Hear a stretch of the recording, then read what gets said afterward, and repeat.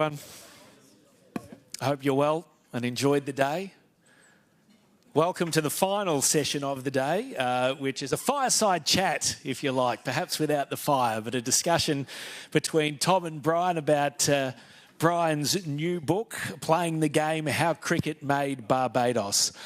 Before we get into the chat, I just wanted to introduce both our interviewer and interviewee to provide some context around who's leading the discussion today. So I'll start with Tom, who's a very good friend of mine and colleague. Tom started life as a historian, but now works as a writer, academic and commentator across disciplines. He strongly believes that academia requires commitment to public debate. And as such, Ian is occasionally a dissenting and sometimes disquieting, and I'll add honest, voice in Australian sport writing and commentary and history. And we thought we'd provide some examples of him generating debate that he so strongly commits to. He's the author of the controversial biography, From Traveller to Trader, The Life of Wilfred Burchett, which many have praised, while others, such as Australia's foremost public intellectual Robert Mann, recently dismissed as naive. And Tom was very happy to hear that. With David Dunstan, he has attracted both acclaim and criticism for his writings on Sir Donald Bradman, published in the Cambridge Companion to Cricket, Sport History journals and the Australian media. And this certainly did make its way around the Australian media circles, with many writing on it and many commenting on it too. It was even picked up and commented on by former chair of the Sydney Cricket Ground Trust, Rodney Cavalier, who dubbed it Scarborough's. With Salvatani, he has written about the Gulf states' diversification in sport. His more recent writings have been on what he terms Melbourne's grifter sport economy and the BBL and Cricket Australia's trivialisation of cricket.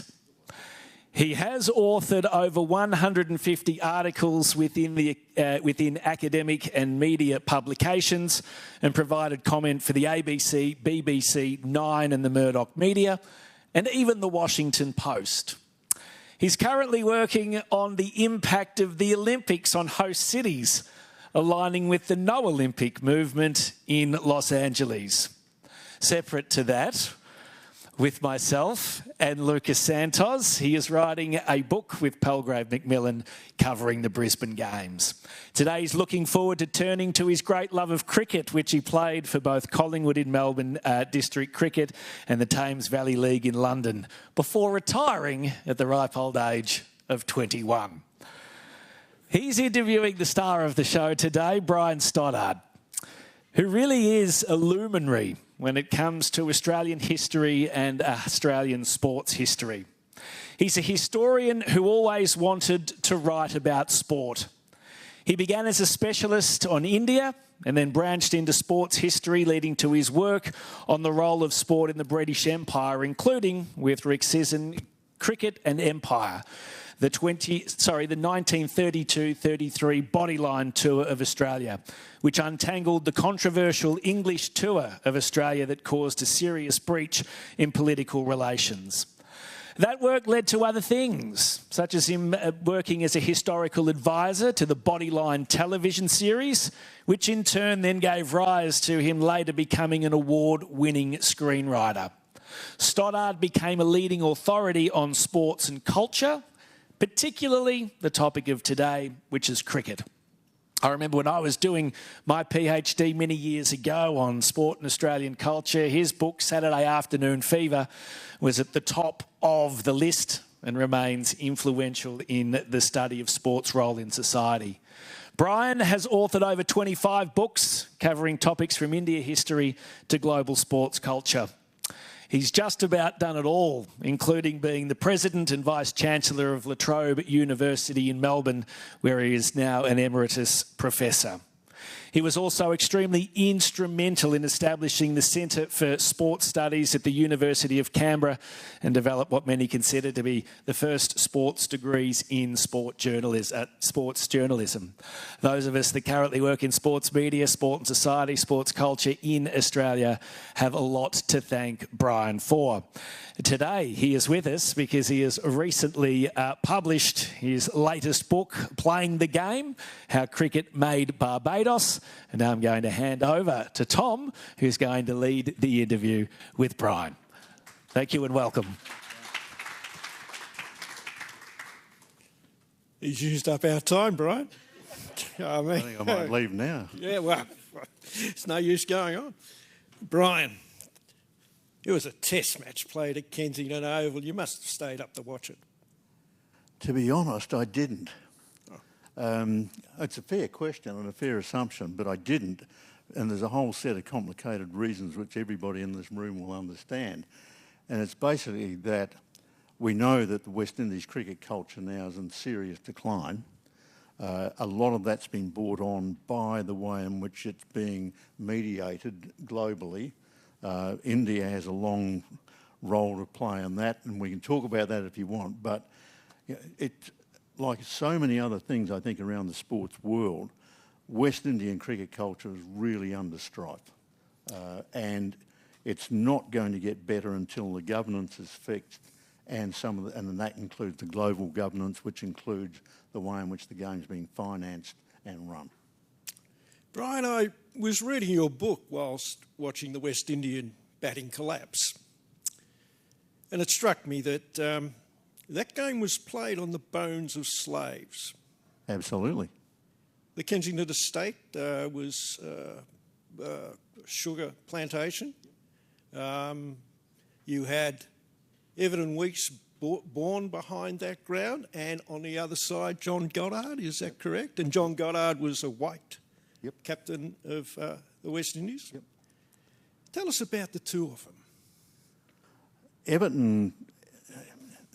Everton's a great sort of example of just how socially structured the game has been in Barbados, and in many ways we're still seeing the consequences of that. He was born into a single mother, grew up in the slums of what was called New Orleans, which is actually just around Kensington Oval, sneaked into the ground and basically provided practice for the white players at Kensington. And the only reason he got to play for Barbados and then play for West Indies was because he grew up in the late 30s, joined the military. And the military had a team in the proper competition because, as you probably know, there were two separate competitions in Barbados. Here's an island of 250,000 people. And there was an exclusive competition and then an entirely separate one for basically the massive population. And Everton started playing for that lot, but then joined the military. They had a team in the real competition, and from there he just moved on through it. But would never be captain of Barbados, would never be captain of West Indies, all of that simply because of the way in which the game was structured. Goddard, on the other hand, was a poor white. Family had been there. Remember, the Brits arrived in Barbados in, 1604. Slavery starts about in the 1640s. The Goddards have been there from about the 1660s or the 1670s, but they were always in the poor white section, which is why John Goddard played for Pickwick and not for Wanderers, which was the elite white club. And he was a very, very tough guy. And players like Everton and some of the others who were captained by him had some fairly tough and disturbing stories to tell. And that, in a sense, encapsulated the way in which Barbadian cricket and Barbadian society evolved, because it was so classically structured along class, caste and colour. One of the great things about this book, Brian, is your story. of getting to Barbados. You start off on the Canterbury Plains in New Zealand on the South Island. Somehow you end up in Perth, and you have that typical Australian rite of passage. You're sledged by an Australian Test cricketer in a great game. We've all been there, Brian. And then you end up in Barbados, and it just reminded me of Sundaresan going on Sunday morning about how lovely Barbados is. You end up in an Anglican manse on the beach. Yep. You've landed on your feet, Brian.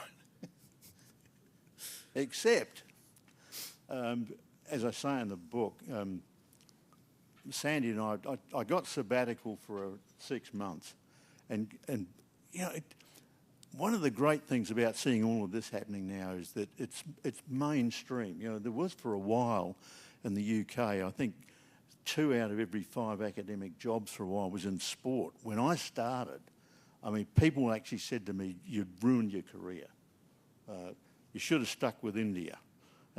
Talking about sport's a waste of time." This is Manning Clark, you know, the historian of Australia. The only conversation you'd ever have with him in a tea room was about the Carlton Football Club, but you couldn't study it because it didn't mean anything socially. Work that out.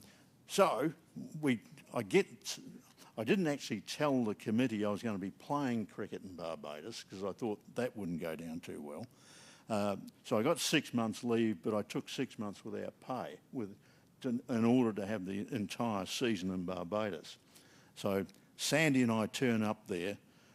2 weeks later, the Australian dollar was floated and sank, and the Barbadian dollar was pegged against the US dollar. So at one stage we had about $100 a month to spare to kind of live in. We're walking down the beach. Sandy says, "That's the place I want to look at. That's where I want to be living." There's this little sign sort of waving up against this marvellous kind of colonial house.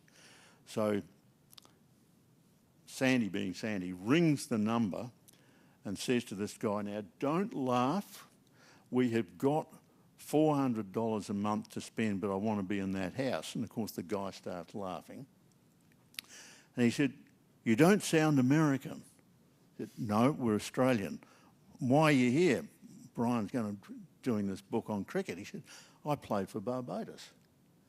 We got the house simply because of that. So this whole thing was tied up. Why did I end up there? Well, it was basically because I grew up on the Canterbury Plains. Anything looked more exotic than that. That's why I ended up going to India to work on India. And I ended up in Perth. I had a choice of going to Madison, Wisconsin. Any grads from Madison, Wisconsin here? Had a choice of going there or going to UWA on scholarship. And I only sort of half-jokingly said that I chose Perth because it was closer to India, which was certainly true. There was less snow, which was certainly true, and more cricket. And I ended up there. And yes, got sledged by all and sundry because growing up in New Zealand, we learned the English game. You know, you were brought up, the gear was spotless, you had to play in the groove, you know, but there was still an honourable system about it. And I turned up in Perth and it was a lot more competitive than that, which in a sense was one of the turning points for me about trying to think about sport as an historian and as a sociologist, because why is it so different? Then, of course, I went to India and saw something totally different again. Walking down Mountain Road, which is now Sala Chennai in Madras, now called Chennai. There's a test match in Delhi, way up north. There is a scoreboard being operated ball by ball on the top of the Hindu newspaper building, and the entire road's blocked off because people are watching this, literally, watching this game take place in Delhi, but on this scoreboard. Now, we think Australians are sports mad. Amateurs, absolute amateurs. And that's really what started me. And Barbados had to be the place because cricket was the imperial game, as we know. These guys became the best at it in the world, but they were so different, and of course the backstory was massive. You begin with Wanderers, which is the club of the white elite. Yep. And then you go to Maple, it's not cricket club, it's sport. Maple Sports Club. That's right. And Maple's an interesting club because John Shepherd, who toured Yep. England in 1968, played there. Yep. And the great Keith Boyce played there, who really, if you look at figures in that 75 World Cup final, Keith Boyce should have been the man of the match. Indeed. And Kemo Roach played there. Yep. Now, And so did one Brian Charles Lara once. one game. Yep. But you crossed the colour line, Brian. Did you? Well, I had to. It was a really interesting sort of participant observer conundrum. I got asked to play for Wanderers, played 2 one-day games, did pretty well. They said you can play all season for First Division. And I would have been the only white playing for Wanderers. But I knew if I played for Wanderers, no one else on the island would talk to me, because Wanderers was the plantocracy club. Still, didn't matter that it was changing in nature, but it represented the old system, and I knew, and it was confirmed much later by several people. Had I played for Wanderers, they wouldn't have interacted at all. So my great pal at the University of West Indies, now Sir Woodville Marshall, called up the guys at Maple and said, you can go down to practice. There's 11 players on a cricket team, so in Barbados you could have, if you had one ground, you could have 2 teams, because one could play at home, one could go and play somewhere else. So 22 places available. I turn up to practice the first night, there's 84 players there. It was a bit competitive. But because I went and played for Maple, a lot of people would talk to me, including Everton Weeks, who was one of the people I really wanted to talk to, and everyone said, he won't talk to you because you're white. Tony Cozier, who was the great cricket commentator, I went on air with him one night for 20 minutes, which turned into an hour and a half. I badgered Tony into giving me Evan's giving me his phone number. Rang this number, I'm like fanboy. He answers the phone. I said, Mr. Weeks, I'm here from Australia. I'm researching cricket and I'd really love to come and talk to you. And there's this dead silence on the other end of the phone. Seemed like an hour and a half and was probably 5 seconds or something. And then he said, are you the white man playing for Maple? I said, yes. Yeah, you can come and talk to me. That got me in. The interesting thing about Barbados is the cricket clubs and the schools are based on race and class. Yep. Harrison is the school of the elites. Is it Cumbia or Cumbia? Yeah, that is the school that Worrell went to, Yep. Rihanna went to, Yep. Craig Braithwaite went to. It's all based down on race, class, and that feeds into the cricket culture, and it feeds in, reflects the society and culture. And Lodge was basically for the plantocracy. So, has this changed at all? A little. Obviously it has, and the fact that you're now seeing a lot more interchange. But the interesting thing is that you're still seeing the change taking place now. So Craig Brathwaite, who's just about to play 100 test matches for Barbados, for West Indies, he is now the captain of Wanderers, which was the elite white club. And in a way, that's the symbolic shift. But, I mean, this is a very, very long time after the footprint of all of that stuff, because as you were saying, literally every cricket ground on Barbados there were slaves working on that plantation. At Maple, Hilary Beckles thinks there was probably over the period 30,000 slaves on that property. There's some very interesting characters in Barbadian cricket. Early on, it's the whites who control the game, Challoner and these figures who were captain decided right up until Worrell. You've got three fast bowlers who come along. Martindale, Francis, and the other one is we mentioned before. George Francis? Herman Griffith. Herman Griffith. These fast bowlers actually change the direction of cricket, don't they? Because when they tour England after the Bodyline series, they give the English a bit of their own medicine. Would that be a fair reading? Oh, those guys are really significant for two or three reasons. I mean, the George Francis story is extraordinary. He went to England on the 23 tour, which was one of the first. It was the first official tour. He then went back, and those of you from the UK will know that league cricket has been really significant. So in the late 1920s, here is this black guy from Barbados playing in the leagues in England, in towns where he is the only person like that. And he's the forerunner for people like Leary Constantine, who end up playing league cricket as well a bit later, then goes into Parliament, becomes one of the great anti-racial, one of the great advocates of change and all of that. But George Francis was one of the sort of the forerunners of all of that. And at one point, he couldn't have even played for Barbados, simply because of where he came from, who he was.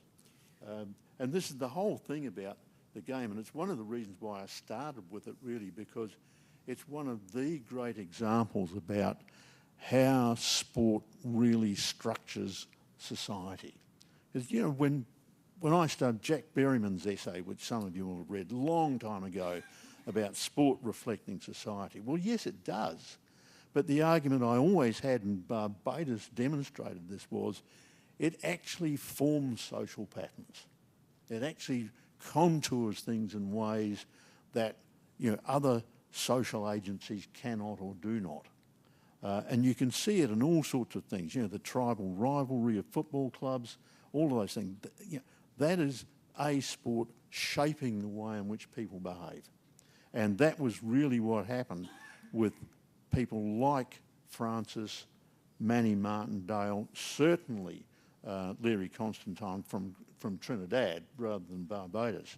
But all those Barbadians really had a huge impact on the game because they were able to take it out and take it somewhere else. And one of the reasons I got intrigued by it was because, you know, growing up in this English cricket environment in New Zealand in the 50s and the 60s, this was something totally different. And you know, I just had to go and watch it. My dad took me to the first one. And this was a game that was just, you know, it was the same game, but it wasn't. So why did that come about? And it really started me thinking as an historian about the impact of all of this and the way in which sports forms really do have an impact on the way in which we see societies evolve in some ways, or not, as was the case. Because when you look at the impact of what happened under, you know, post-slavery from, say, 1834 through to 1900 and the way in which cricket gets organised in Barbados, the reverberations of that are still there. How is it reflected in cricket writing, Brian? We've had a bit of a discussion about this, and Australian cricket writing journalistically is fairly boring. English cricket writing is just overly romantic. Caribbean cricket writing is something else. It really takes it on. What do you think of that, Brian? Is that a fair reflection? Yeah, a few people would probably have an argument with it, but I think it goes, there's a couple of continuities in here. I mean, I mean, most people, I think, in this room will have read C.L.R. James at some point. And it took a while for James to be taken up outside the cricket world. Here's a book comes out in 1963, the greatest cricket book of all time. I read it, I did not understand a word of what he was saying. Why? Because I didn't know the context and I didn't know the allusions that he was making. And this wasn't about the game, this was about the way in which a game had an impact on a whole generations of people and put them into positions where they should not have been effectively. And everybody who writes out of the Caribbean from that time on, George Lamming, Clark, Derek Walcott, all of them they know that cricket's important and they write about it in that way. Now, in a sense, and this is a bit way overgeneralised, but it goes back to that point about, at one point, sport was always seen as something stuck on the mainstream of social activity. It was something there. Well, the writers tended to be like that too. It was a bit elitist. It was a little bit generalised. It didn't have any kind of social connection. And this is despite, in the UK, gentlemen versus players, amateurs versus professionals, all of that stuff that lasts through until the 1960s. Australia's different again, and this will get this is a bit confessional because I did start this first sports journalism program in Canberra, and the whole aim was to improve sports journalism. And for the first 2 years, much to the non-delight of the then boss of the university, I actually had 2 full-time jobs. I was teaching full-time in sports studies, but I was also the sports editor for Radio 2LC, which is the #1 commercial radio station in town, because I thought I had to be in there doing it as well as sort of creating it. But what have we seen happen? Ever since that, we've got more and more ex-players coming in who are part of the huddle and can't actually analyse anything that steps out of line with what the prescribed story has to be. And I remember vividly, I was at Royal Melbourne watching one of the golf tournaments when Greg Norman came back and walked through the car park, and there's 7 journalists around him. They don't write the right story, they don't get access. So is there going to be anything critical about Greg Norman? Of course not. And there was a couple of things to be critical about at that particular point. This is long before Live Golf. But this whole point about sport being seen, you can only coach it or you can only commentate on it if you're an ex-player. We have suffered from that in a very big way. Just shift it to players, Brian, seeing we've done in the media. Frank Worrell is arguably, I think, the most significant player ever to have played the game. He's more significant than Bradman. He's more significant than any English player. He's as significant as Jackie Robinson. Yep. He crossed the colour line. Yep. When he came to Australia in 60-61 for that so-called landmark tour, Worrell actually determined the discourse of that tour, and Benno and Bradman, well, particularly Bradman, really were insignificant. And that tour, Brian, we've discussed this before, was seen to be a change in Australia in its attitude to the White Australia policy and so forth. But by 1975, the MCG crowd is singing Bye Bye Blackbird when a West Indian player is dismissed, and Row, Row, Row Your Boat when Lawrence Rowe is dismissed, and we've talked about this before. And that racism led to the West Indian sides of the 1980s that never took a backward step. Yeah. But it's Worrell who is the instigator of change, yet a problematic figure in Barbados. Why?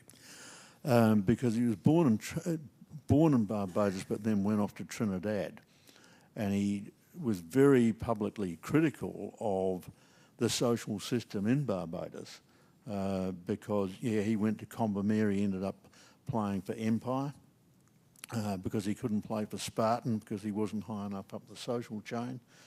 Clyde Walcott could because his dad was a sort of manager class on one of the estates, on one of the plantations. And Worrell really never felt very comfortable in Barbados and then shifted. And one of the first people I interviewed, first time round in Barbados, was the wife of a former cricket administrator and quite a good player. She lectured me for about an hour on how terrible Frank Worrell had been after everything that Barbados had done for him and made possible for him. He had deserted to Trinidad. And that showed that, this is 40 years after it actually happened, and sort of after Frank had died. So the Barbadians, a lot of Barbadians felt very bitter about Worrell, partly because of some of the things that he said about it, because a lot of his leadership after that was based on the fact of trying to confront what he actually saw in Barbados itself. And it's hard for us to imagine sort of the strength of this social system that operated. My great pal Charles Alleyne, who was probably the best player never to play for Barbados, went to Combermere, played in that team that Worrell was in. And he gave me this great story. He had opened the batting at Combermere with a lower white class kid. They were very successful. The day they finished school, they walked out. He went one way and went to Empire.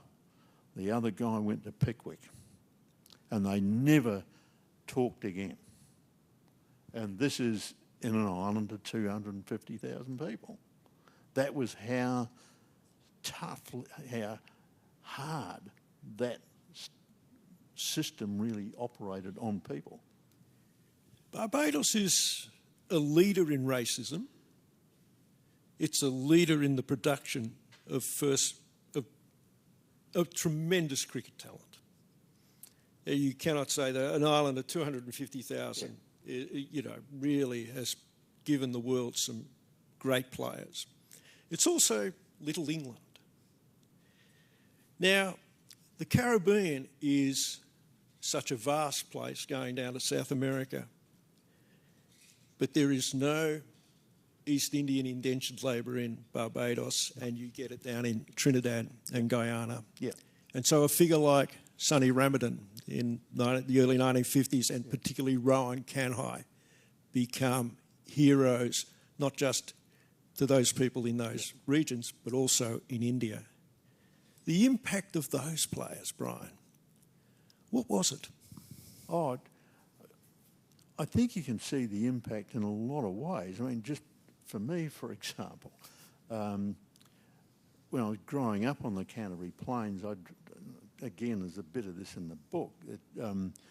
I was selected for advanced cricket training, and my first real coach was a guy called Peter White, who was a black guy who played for Somerset, came from Guyana, absolutely stunning player.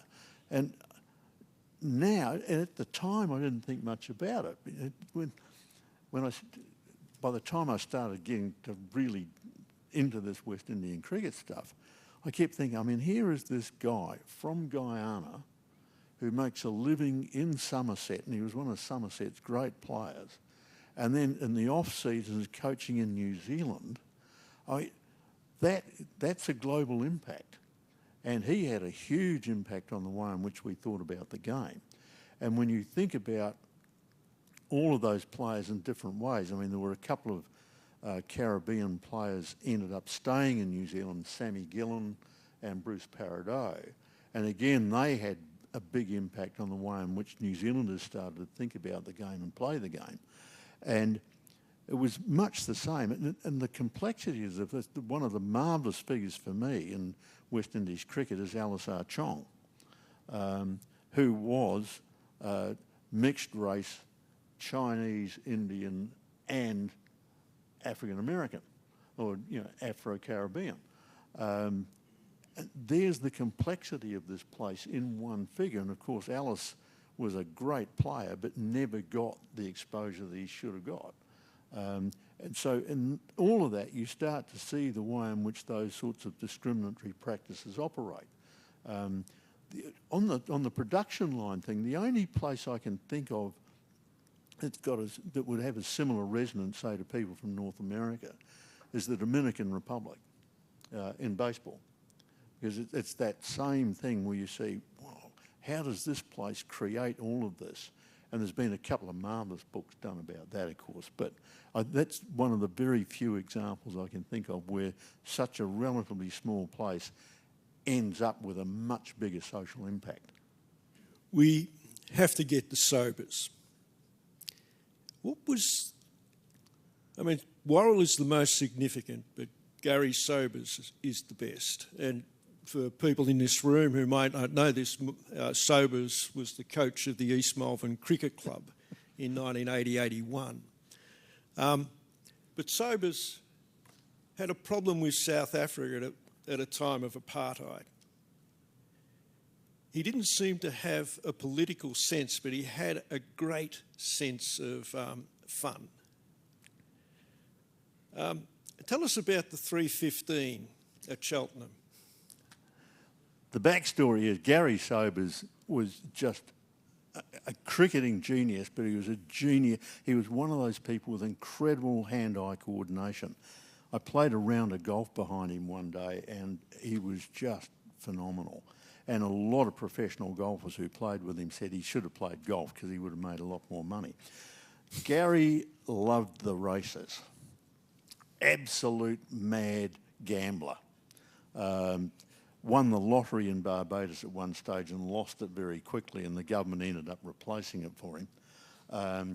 But one of the great sports stories I got was from a guy called Mike Hall, who was, some of the Brits might remember. Mike played for Notts when Richard Hadley was playing, but Gary was playing. And Mike was an opening batter and he's just a real journeyman cricketer. He said they were playing at Gloucester, playing a county match at Gloucester one day, and Gary's out batting and he's hit everything in the middle, and he's got to 35 in about 20 balls. And he goes up to the umpire and says, ump, what's the time? And the umpire says, it's about 3:15. He said, no, I asked you what the time is. And he said, Gary, it's 3:16. Thank you. Next ball. Hits it, caught behind, walks off, sits down in front of the television so he can watch the 3:20 races from Cheltenham. The other great story, when we're in the Caribbean, everybody wanted to write Gary's biography, and they finally, a publisher in the UK finally arranged for him to do yet another one, and they got Brian Scavell, who ended up writing this book. But Scavell had a lot of trouble getting information out of Gary, and my friend Woodville Marshall, who does the Peacemaker, so one Sunday morning he arranged, Gary's coming for breakfast. He said, Brian, you be there because you want to see this. And Scavell comes. And the theory is Gary's going to hand over all the information. He walks in and he's got 3 VHS tapes. One is about a minute and a half, done by one of the American main chains about heroes of the Caribbean. Ron Pickering from the UK, there's one that's 4.5 minutes. And then there's some other one that was done where Gary features for about 3 seconds out of 4 minutes. And he hands it over to Scavell and said, here you are for the biography, this is all you need to know. And Scavell sort of wrote the book. He didn't meet the deadlines, strangely enough. Gary was one of those people. Gary, to me, again, yes, Jackie Robinson, but the other great analogy for me is Wayne Gretzky. You know how you watch someone, you see really great players in any sport, and then someone comes along and they've got half a second more, They've got half a metre more. Everything looks easy. It's just straightforward, and everyone else looks ordinary. That was Gary. And his problem was he couldn't really realise that everybody else was not like him. So that caused a lot of, as a captain, it made it very difficult for the rest of the players.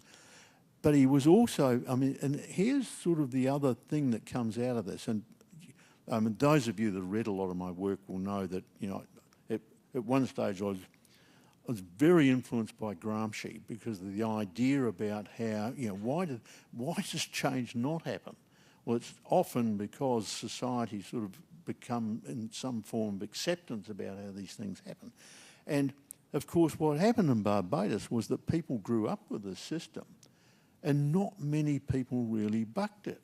You know, they walked out the gate of school and went to Empire or went to somewhere else. And that's without talking about the Barbados Cricket League. Gary really didn't get a lot of that stuff. And he really didn't get, you know, why did people in Barbados get upset because he went to play in apartheid South Africa? And it really had a very blighting effect on his career for a while. Compare him with someone like Conrad Hunt, who worked for moral rearmament, was one of the great advocates for change in Barbados and in the United States and elsewhere. And that's just one of those things about how the system produces people in different ways. You talk about the Empire Cricket Club. How many Knights of the Realm are in the Empire Cricket Club, and is it the most knighted cricket club on the planet? Would have to be. And the ground is absolutely minuscule. It is tiny. You get in there and there's no, I mean, there's about this much room between the fence, the gate and the boundary. And it's a very small ground. But it was a very, very, very tough club to play for. My friend Charles Aline played there. His son David is also a great pal, and David went to play for Pickwick first because he was scared of going to play for Empire. And when he did get to go to play for Empire, he worked out why he was scared. It's still got a really tough culture because it came up, and it was quite highly politicised because the first president of Empire was president from 1915 to about 1955. A guy called Chrissy Brathwaite, who was a major political figure, led the 1930s sort of agitation for change and constitutional shift and greater electoral say and all that. He was running the club, along with two or three others who were also great political activists. So that club had a real culture through it, and some of it's still there. Desi Haynes, Joel Garner, Malcolm Marshall are legends of the game. What's their access to the power of both Barbadian cricket and Barbados society in general? Desi's been sort of up there. Joel stays pretty much out of it.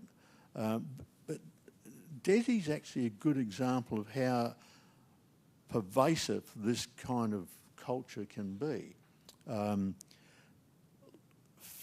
About midway through his career, he was still playing for West Indies and all of that, but he went to play for a club called Carlton, which had been created by a guy called Ranald Hutchison, who was a poor white, and he ran the thing with an iron fist. Tony Cozier told me the story about his dad worked out. His dad went to play for Carlton and then worked out that in fact the Constitution basically said you could only be on the committee if you were white.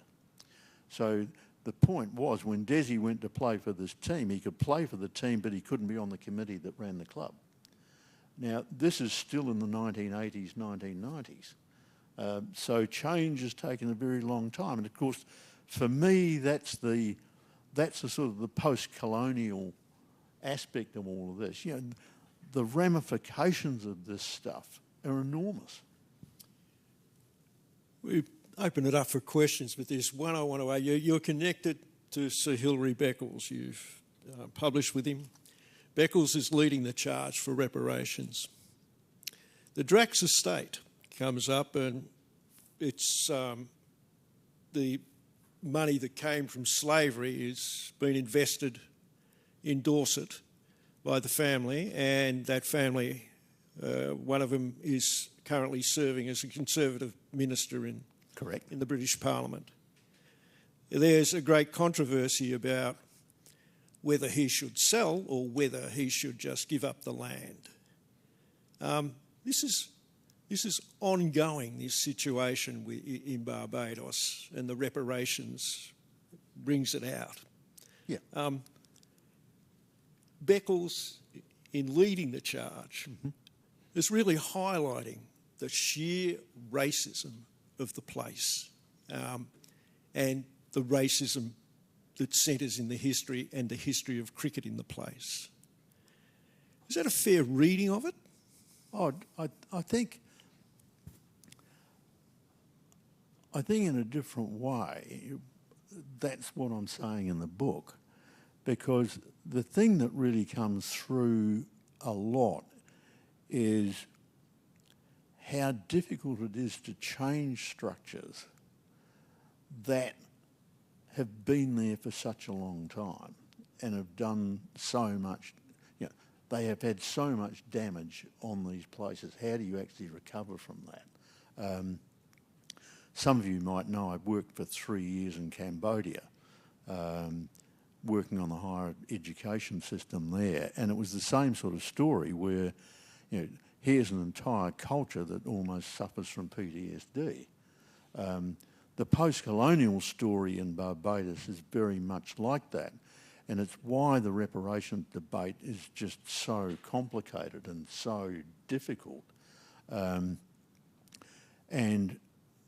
the University College London sort of compensation database is just extraordinary, because it shows you how far, the story's straightforward, and I'm sure you all know it, but in 1834, the British government borrows £20 million in 1834. Imagine how much that is. And they compensate slave owners for the loss of slaves. Now, that money has spread all over the world, including New Zealand and Australia, and the consequences of that we're living with. The Drax family is one of those. They've had a plantation in Barbados and in Jamaica since about the 1650s, and the compensation was in the order, and what they got in compensation in 1834 these days would be somewhere around, I don't know, £3 to £4 billion or something of that order. That was the scale of the impact, and of course the whole reparations debate is about how do you retrieve all of that? Well, with very great difficulty, I think, is the short answer. And all of the intertwined complications that swing around that. And of course, in a way, Hilary running the CARICOM debate sort of does, in a way, signify the connection, the strong connection between the role cricket had to play in creating this system, or reinforcing it at least, and then how does it work as part of the disentangling. Hilary was also on the West Indies Cricket Board for a while, and we had a couple of disagreements over some things that the West Indies Cricket Board were doing, so that caused some issues for a while. But yeah, I think you're right. The rise of the reparations debate is spreading down into a lot of these areas, and you can see it in Barbados where it's going down into areas like, where were these clubs structured, and what happened to slaves there, and what happened to all their families. And it's one of those things. The first time round when we were there, there's a recipe in the book for the paste that you need to put on flying fish, and that came from Woodville Marshall's mother, who was directly descended from slaves, from freed slaves in 1834. It's never that far away. We better open it up for questions, Brian, but who was the Australian player who sledged you, by the way? Rodney Marsh?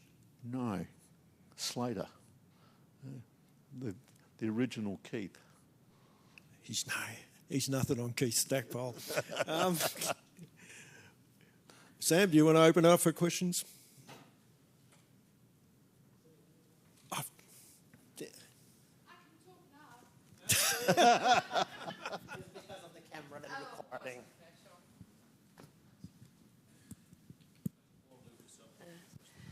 Thank you very much. I love coming to conferences like this because it's not really my research area, but listening to you, it's absolutely brilliant. My question relates to South Africa. So obviously you know the history. You know that we were one of the countries that introduced affirmative action very well in rugby and cricket especially. And cricket is one of our flagships because they did it from grassroots up, where rugby started from the top down. So, but my question relates to you. Do you think that there's going to be a time where all the injustices of the past and, could I say, the amendments we try to make would be okay? That we're going to come to a point and say, everything is great, let's move forward. Thank you.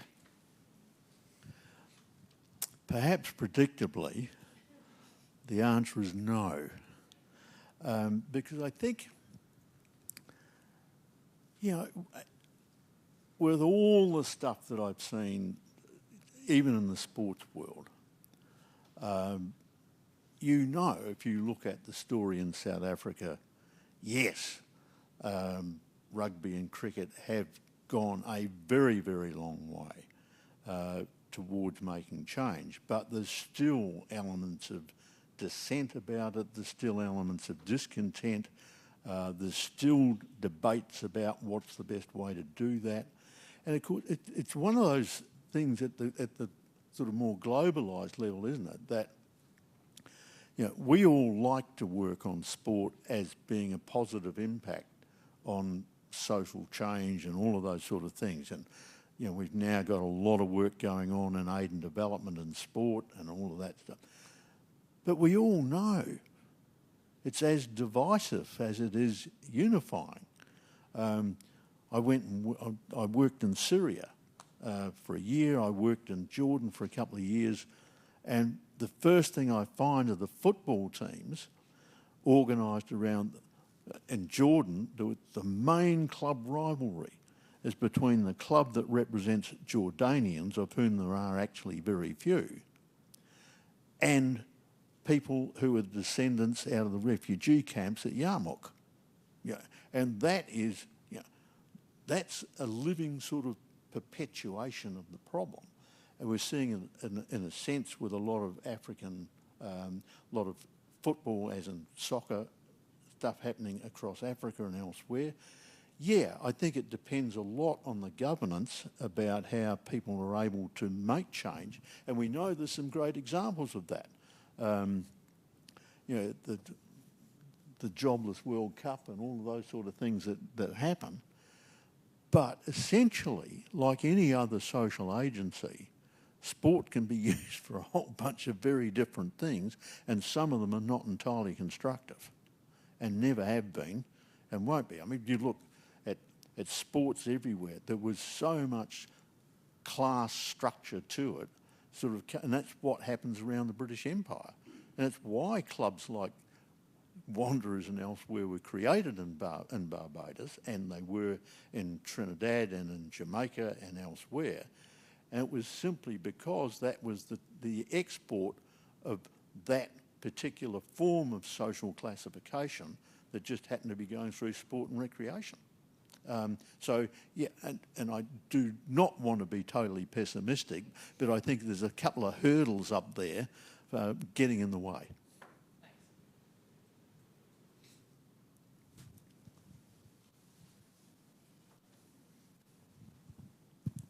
Thanks, Brian and Tom. Brian, I just asked you to reflect. You talked about an experience in a lunchroom at ANU about history. I think the future of the study of history. And I mean, if you go through the stories you've been telling, the depth of knowledge, the ways of thinking, I wasn't expecting to hear Gramsci today. If you look at the state of the study of the history, let alone sports history, of course, enrolments are dropping. Like, how do, you know, what do you, I mean, and you've also been around the world, I'm pretty sure there must be variations in the popularity of history within universities. Like, how do you see how that could be kept going in a productive way? Yeah, that sort of takes us into the state of the academy, doesn't it? And I think wherever we look, the story is a little challenging. If I could segment that out, I think, Brett, I mean, the sports stuff, I think, has still got the capacity to bring up. I mean, you think about the challenges that the arts and the humanities and the social sciences are now facing. We know they're real. And we know there's massive shift, not only from the policy level, but from the reception level. It does seem to me that sport's still got the capacity to get numbers in where other fields do not.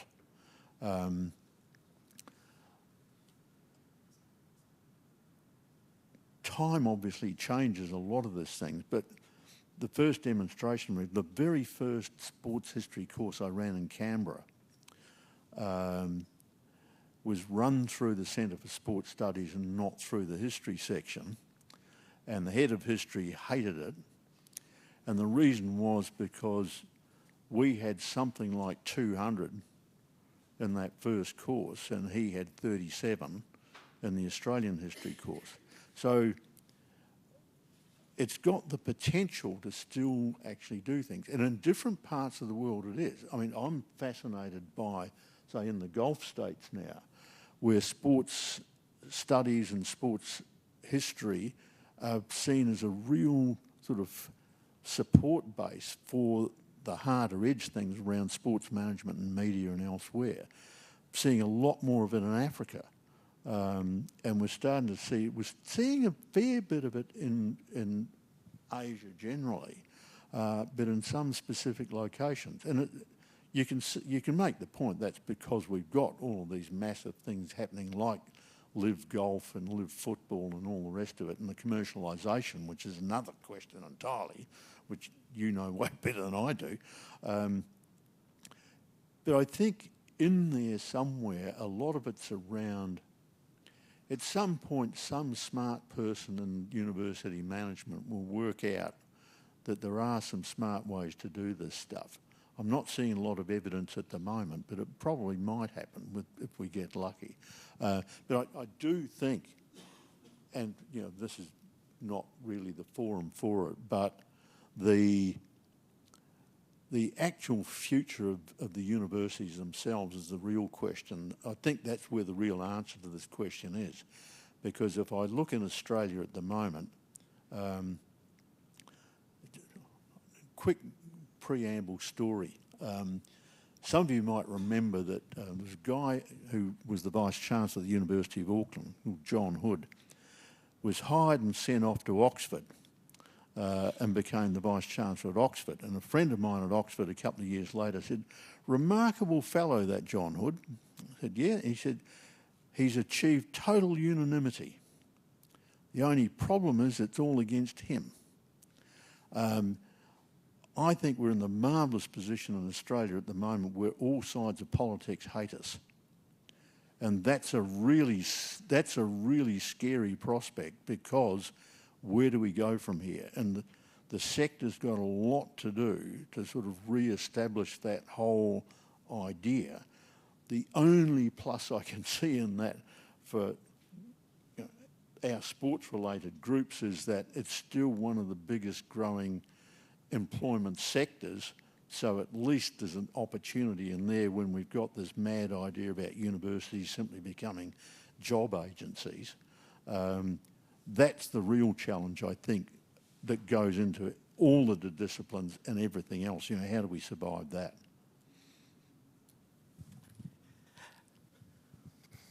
Oh, I think on that note, Lucas is winding us up.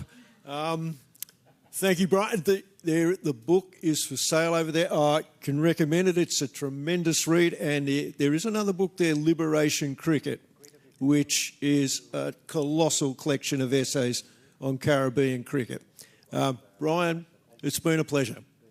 Tom, thank you, and thank you for having me here. The book is actually selling at $38.50, but because it's here, we're selling it for $25, and $10, I think, for Liberation Cricket. And if you buy the two, you can have two for $30. So this has been the first public airing of the book anywhere in the world. So it's been a great pleasure. Thank you so much for having me. It's been a pleasure, Brian, as usual.